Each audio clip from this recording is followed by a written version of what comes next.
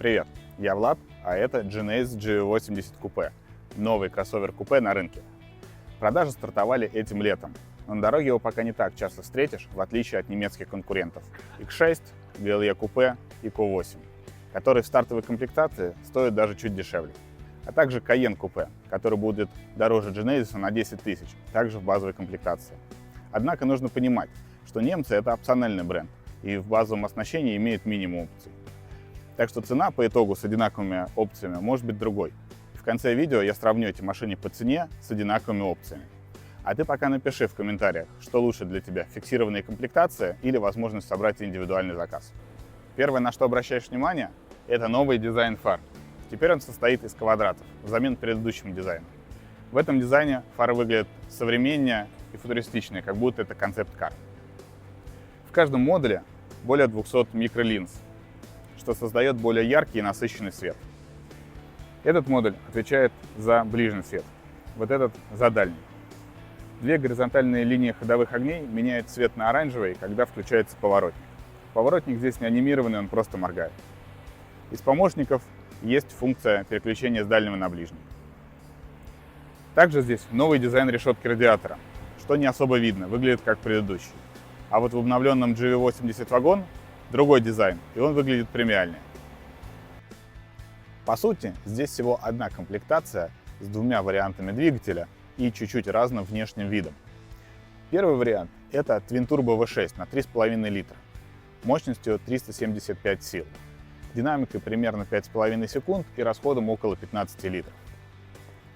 Второй вариант — это тот же V6, но с 48-вольтовой батареей, то есть мягкий гибрид, мощностью 409 сил, динамикой примерно 5,2 и расходом около 13 литров. Оба двигателя работают в паре с 8-ступенчатым автоматом. Также при покупке клиент получает 3 года технического обслуживания бесплатно или на 36 тысяч миль. Передняя часть и фары будут одинаковые. Отличие в колесных дисках. В первой версии это 20-е с серебристыми суппортами, во второй версии это 22-е вот такие с черными тормозными суппортами. В профиль Genesis выглядит очень красиво и выразительно. Красоту добавляет хромированные элементы для первой версии и затемненный хром для второй. Также Genesis сохранил фирменные линии. Горизонтальные линии проходят от передних фар через поворотники на крыле к задним фонарям. В комплекте два вот таких вот ключа, черный и белый. Функционал у них будет одинаковый, отличие только в цветах. Также машину отпереть можно с помощью цифрового ключа, то есть вашего смартфона. Ручки у Genesis GV80 Coupe обычные, выдвижные только у флагмана G90. Обращу внимание на нижнюю часть двери. Она полностью закрывает порог. Это будет плюсом для тех мест, где бывает грязная погода. С внутренней стороны видим динамики премиальной аудиосистемы. Здесь 18 динамиков общей мощностью 1400 Вт и активным шумоподавлением. К интерьеру мы вернемся чуть позже. Все двери оснащены доводчиками. Сзади достаточно много места, несмотря на то, что это купе. Заднее сиденье имеет регулировку спинки и подушки.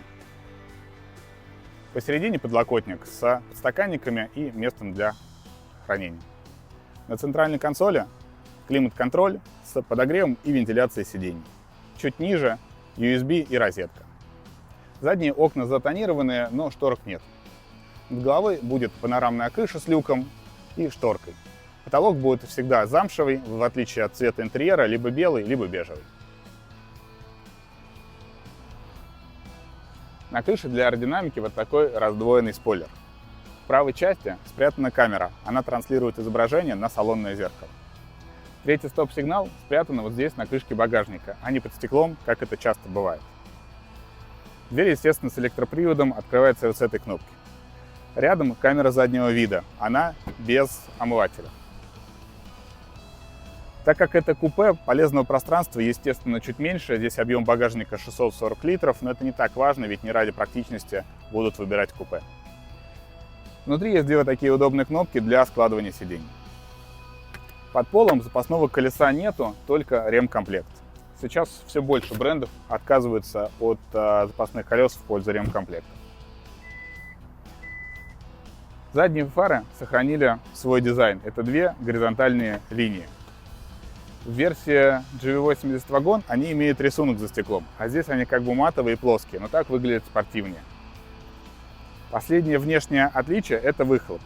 Первое и главное – он настоящий, а не фальшь. В первой версии слева и справа патрубки похожие на логотип Genesis. Во второй версии, как здесь, он раздвоен с каждой стороны и мне напоминает выхлоп Бентаги. Что неудивительно, ведь дизайнер у этих машин один. Еще интересная фишка – лампы заднего хода. При включенной задней передаче они проецируют на асфальт пунктирные линии.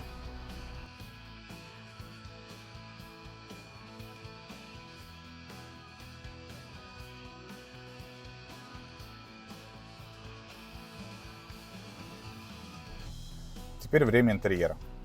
Он получил глобальное обновление и по сути полностью новый. Первое, что бросается в глаза, это 27-дюймовый экран в стиле BMW или Cadillac. С ним Genesis избавился от своей 3D-приборной панели, которая была в первом GV80. На том дисплее были изображены аналоговые приборы и создавался эффект глубины. У меня лично от такого эффекта кружилась голова. Но теперь здесь все по-новому и выглядит намного лучше. Этот сплошной экран разделен на две области. Перед водителем приборы. Слева скорость, справа обороты. Но можно скомбинировать все в левой части, а на правую вывести дополнительную информацию. Также здесь есть очень удобная функция, которая повышает безопасность вождения. При включенном поворотнике в виртуальных колодцах появляется вид с камеры в боковых зеркалах и показывает слепую зону. В правой части меню. Вот это домашний экран, и он никак не настраивается. Вывести несколько приложений нельзя. Меню вообще стандартное для Genesis, как и в других моделях. Мне здесь понравилось несколько интересных функций. Значит, первое – это виртуальный мануал. Можно заглянуть и настроить какие-то функции в автомобиле, либо посмотреть, какие функции работают. HD радиодата. Здесь можно посмотреть трафик или актуальные цены на заправках. И сразу проложить туда маршрут.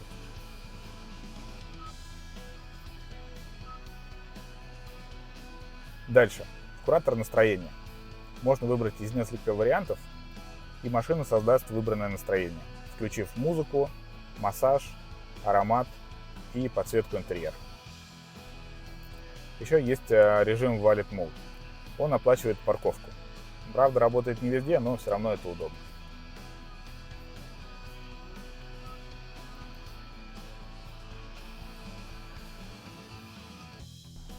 Руль получил новый спортивный D-дизайн с плоским дном и удобным хватом. Есть подрулевые лепестки. С левой стороны управление круиз-контролем. Здесь вообще много разных функций по безопасности и помощников. Правее тонкая полоса воздуховодов. Под ним экран климат-контроля. Первое, спасибо, что климат не интегрирован в основной экран, как сейчас делают многие.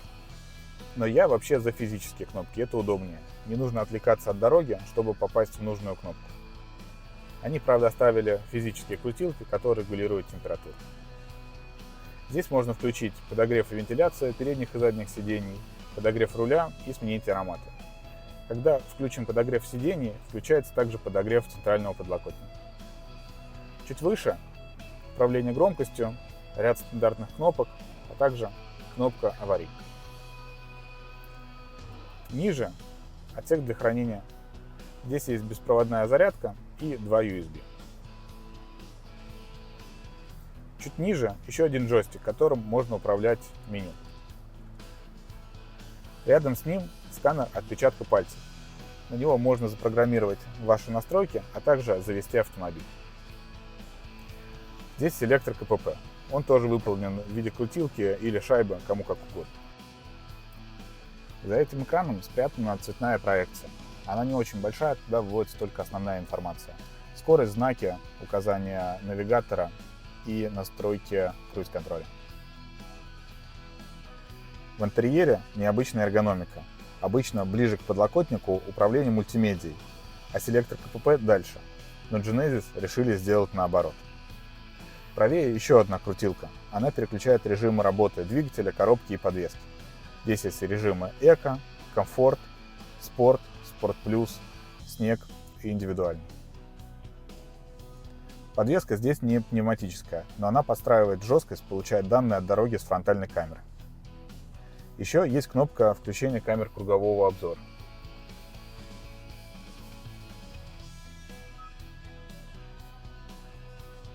У камеры очень хорошее разрешение, отклик на экран тоже очень быстрый.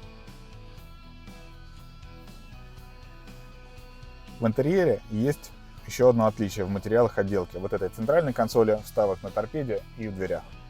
В первой версии будет дерево с прожилками, во второй версии будет карбон вот с таким вот рисунком.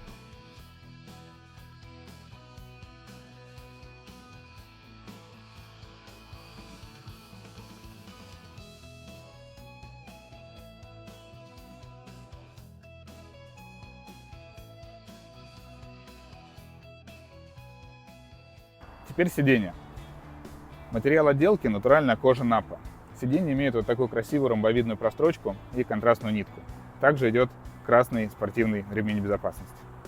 Сиденье имеет 16 регулировок, и вот эта кнопка включается массаж. Я надул боковую поддержку на максимум, и сиденье мне все равно показалось очень широким. Также есть одна интересная особенность цветов интерьера. Они привязаны к цвету кузова. К примеру, вот этот серый цвет доступен с черным, синим, красным и бежевым интерьером.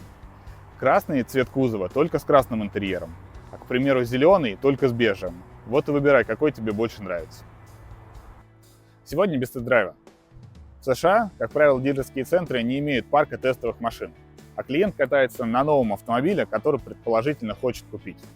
Поэтому 100 метров вокруг дилерского центра не раскроет всего потенциала этого автомобиля. Но ваша поддержка лайком и подпиской поможет каналу. В дальнейшем я смогу организовывать большие тест-драйвы и сравнения. По итогу вам решать, GV80 купе замена немцам или нет. То, что он выглядит красиво и шикарно, это факт. У него хороший интерьер, стильный дизайн и хорошее оснащение за свои деньги. Тем более цена на немцев получилась совсем другой. Собрать один в один, естественно, не получается, каждый бренд имеет свои пакеты и наборы. Но примерно цена получилась вот такой. Получается, Genesis GV80 купе – идеальная покупка. Но все-таки один недостаток у него есть. Не хватает возможности конфигурировать и персонализировать свой автомобиль. К примеру, как Porsche. Там, чтобы собрать свой идеальный вариант, нужно вообще дополнительный выходной брать. На сегодня это все. Дальше будет больше. Пока.